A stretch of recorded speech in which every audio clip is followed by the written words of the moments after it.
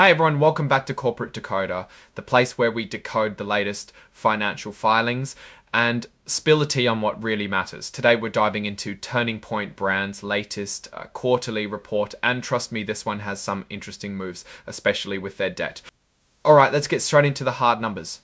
This filing is essentially a check-in on how Turning Point Brands is doing financially in the most recent quarter. They sell a lot of stuff like rolling papers and moist snuff tobacco, think Zigzag and Stoker's brands. First up, the balance sheet. This is like a snapshot of everything the company owns and owes at a specific time. As of June 30, 2025, their total assets were about $596 million. That's up from around $493 million at the end of last year. Where did that growth come from? Well, liabilities also jumped significantly to about $71 million from $303 million. This increase in liabilities is mainly due to new debt. Speaking of debt, they've taken on a lot more. As of June 30, 2025, their total debt was around $293 million. This is up from about $249 million at the end of 2024. This is because they issued new 2032 pay off older debts. Now, let's look at how much money they're actually making. For the 3 months ending June 30, 2025, their total net sales were about $117 million. In the same period last year, the Stoker's product segment really drove this growth, with sales nearly doubling. Stoker's products saw sales jump by a huge 63%. This was mainly due to selling more of their new modern oral products. On the flip side, their Zigzag products category actually saw sales drop by about 7%. Mainly because of lower sales in cigars and rolling papers. Overall, gross profit, which is what's left after you pay for the cost of making or buying the products they sell, went up by about 32%. This is a good sign, showing they can sell their products for more than they cost to make. However, their operating costs, or selling, general and administrative expenses, also went up by a significant 38%.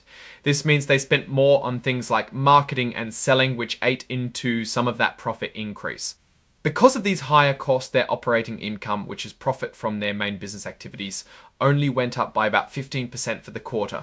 Again, Stoker's products performed well here, while Zigzag products saw their operating income fall. Now remember that new debt, while their interest expense shot up by nearly 70%. That's a direct consequence of taking on more loans with higher interest rates. Despite the increased operating costs and higher interest payments, their net income, which is the final profit number, actually increased by about 11% for the quarter.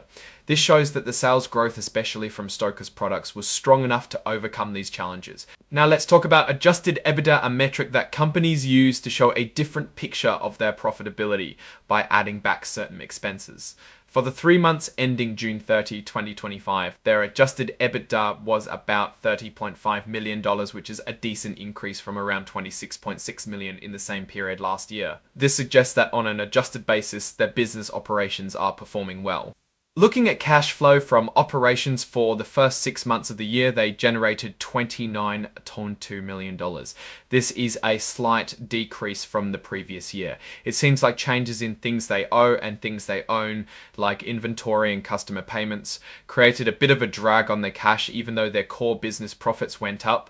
In terms of investing activities, they spent about $8.6 million in the first 6 months of 2025.